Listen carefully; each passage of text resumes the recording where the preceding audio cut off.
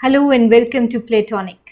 तो आज हम पढ़ने वाले हैं इंडिया जापान रिलेशनशिप के बारे में। इससे पहले हम कवर कर चुके हैं India US relationship, India China relationship और इंडिया रशिया रिलेशनशिप। ठीक है, तो चलते हैं, आगे बढ़ते हैं इस रिलेशनशिप को पढ़ने के लिए। हिस्टोरिकल टाइज अगर आप देखेंगे जापान और इंडिया के बीच में, तो बुद्धिज्म वहाँ बहुत बड़ा रोल प्ले करता है। एक रिलीजियस कनेक्ट है between India and Japan and that is Buddhism. People to people contact भी अच्छा है। और अगर किसी रिलेशनशिप को हम इंडो सोवियत रिलेशनशिप से कंपेयर कर सकते हैं तो वो है इंडिया और जापान का रिलेशनशिप। इंडो सोवियत रिलेशनशिप में ऐसा क्या खास है? देखिए, इसको ना स्टेडिएस्ट रिलेशनशिप हम बोलते हैं and this is a long term friend. India and Russia have been friends. So उस तरीके का एक trustworthy relationship है between India and Japan. 2+2 जो ministerial dialogues होते हैं that take place between India and Japan, and it is defense minister and the foreign affairs minister, right, external affairs minister. तो ये डायलॉग्स होते हैं between India and Japan. We are having special strategic and global partnership, इनके civilisational links हैं, और जो civil society है both in India and Japan, it is playing a role in warming the relationship between the two nations. तो ये तो हुई ऊपर ऊपर से बात। अब हम देखेंगे कि इंडिया और जापान के बीच में कोऑपरेशन के कौन कौन से एरियाज हैं। देखिए, जियो पॉलिटिकल और जियो स्ट्रैटेजिक एरियाज आप देखें, सबसे बड़ा एक रीजन है एग्रेसिव चाइना। जब आप कौटिल्य का मंडल सिद्धांत देखते हैं तो आप वहां पाएंगे कि enemies enemy is our friend. ठीक है, तो चाइना के बारे में हम जब हम चाइना को डिस्कस कर रहे थे तब भी ये बात सामने आई थी कि चाइना का ऑलमोस्ट अपने हर नेबर के साथ कॉन्फ्लिक्ट्स हैं, इश्यूज हैं, चाहे वो टेरिटोरियल इश्यूज हों, बॉर्डर इश्यूज हों या फिर कुछ और। तो इसी तरह चाइना का जापान के साथ भी कॉन्फ्लिक्ट है।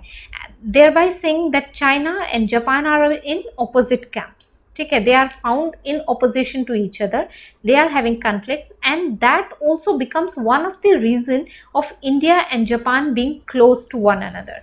China is having issues with India also, with Japan also. So that is a very एक बहुत ही नेचुरल लॉजिक है जिससे हम कह सकते हैं कि जो एग्रेसिव चाइना है, जो एक्सपेंशनिस्ट चाइना है, जो साउथ चाइना सी में और the sea which is close to Japan, वहाँ पे भी अपनी एक्सपेंशनिज्म की एक्सरसाइजेस करता रहता है, दिखाता रहता है। तो that is a threat to Japan, right, and this leads to better bonhomie between Japan and India.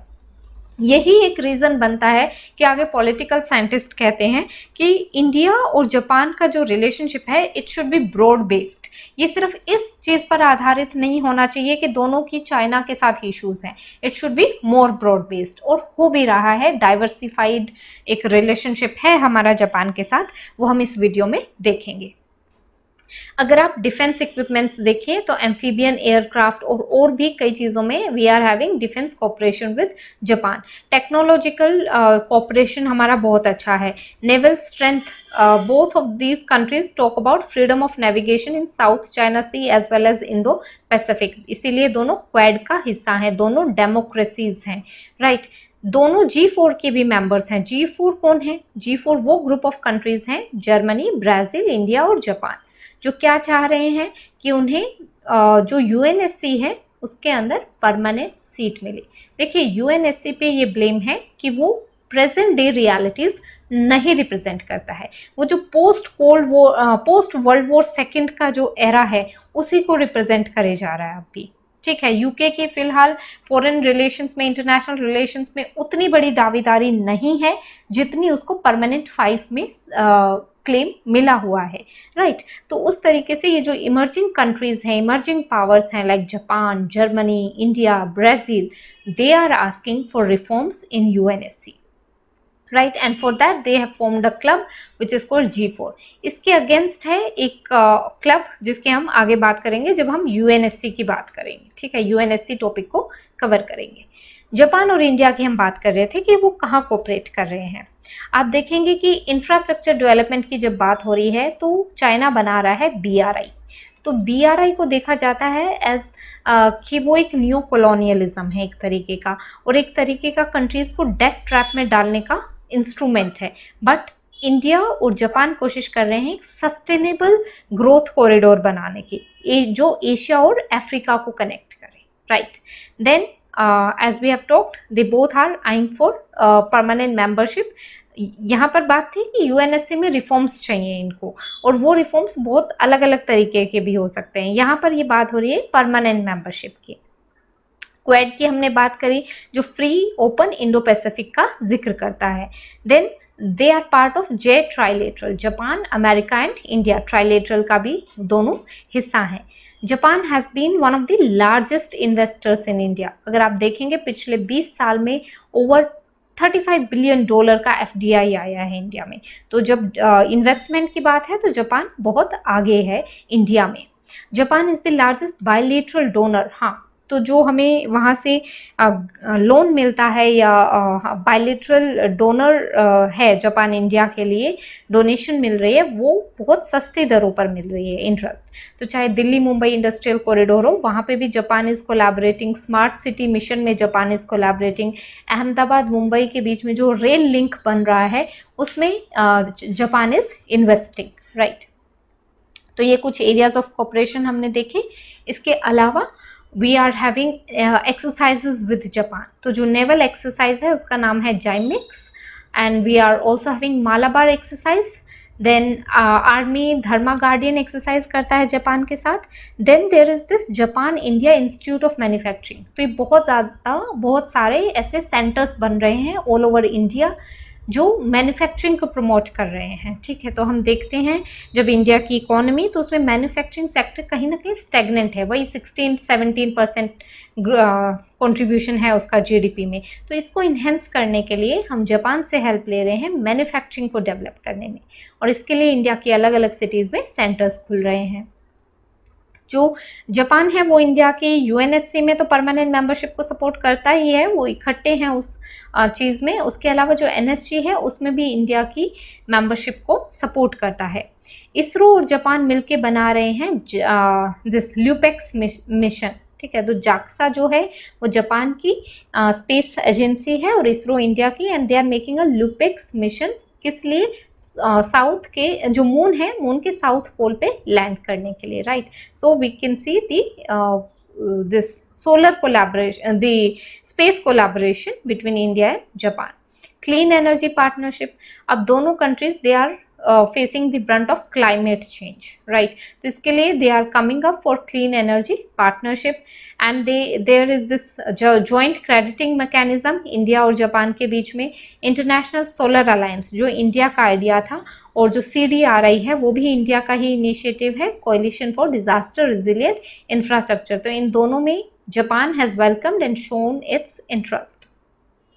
Besides that, we are having a special and strategic global partnership with Japan.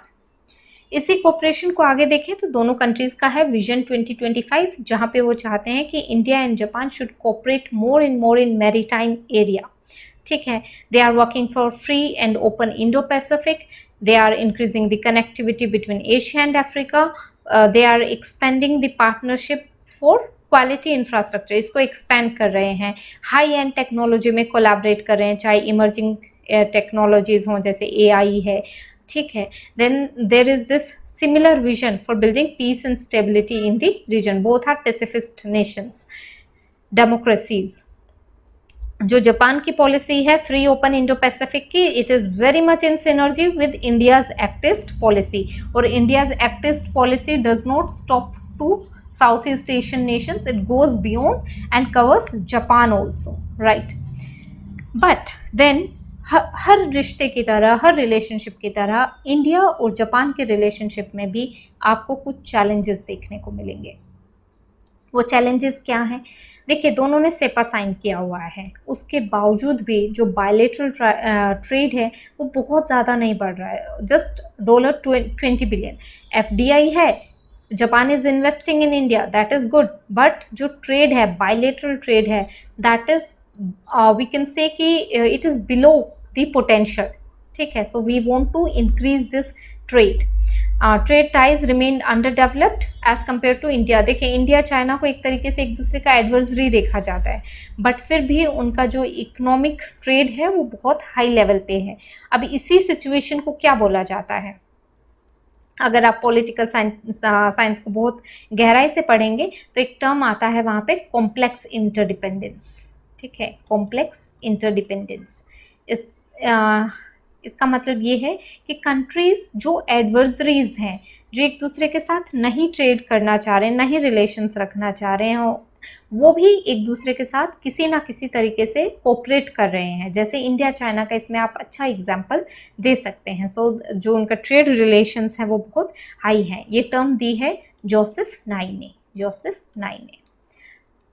जब हम India China की बात करते हैं तो कौटिल्यन theory तो ये कहती है कि जो इमीडिएट नेबर्स हैं they will be natural enemies. ठीक है, but that was more relevant that time. आज का टाइम क्या है, कॉम्प्लेक्स इंटरडिपेंडेंस का टाइम है। So we can not say that they are natural enemies because this complex interdependence 3D जो chess model है वर्ल्ड का, that is playing its role.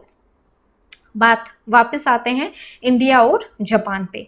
तो आप देखेंगे कि जो प्रोजेक्ट्स हैं इंडिया और जापान के बीच में वो बहुत अच्छे इनोवेटिव आइडियाज़ हैं, but then they are very delayed and pending. चाहे आप दिल्ली मुंबई इंडस्ट्रियल कॉरिडोर देख लो, चाहे मुंबई अहमदाबाद कॉरिडोर देख लीजिए, उसमें कहीं ना कहीं आपको डिले नज़र आएगा। जो स्मार्ट सिटी डेवलपमेंट है उसमें भी डिले नज़र आ रहा है। तो प्रोजेक्ट्स पेंडिंग रह रहे हैं और डिलेड हैं, तो ये एक इशू है, एक चैलेंज है।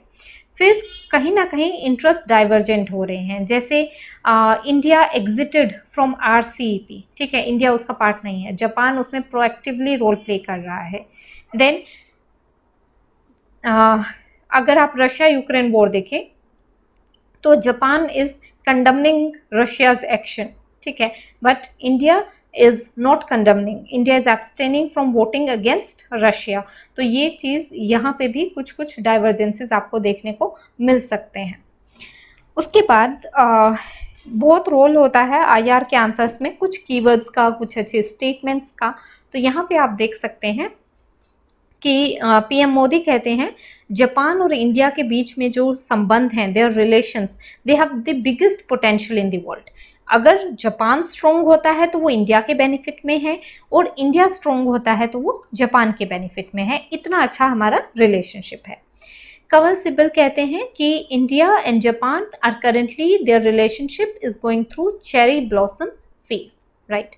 The Japanese former Japanese prime minister Abe in his book towards a beautiful country, वो कहते हैं कि India is a natural ally, right.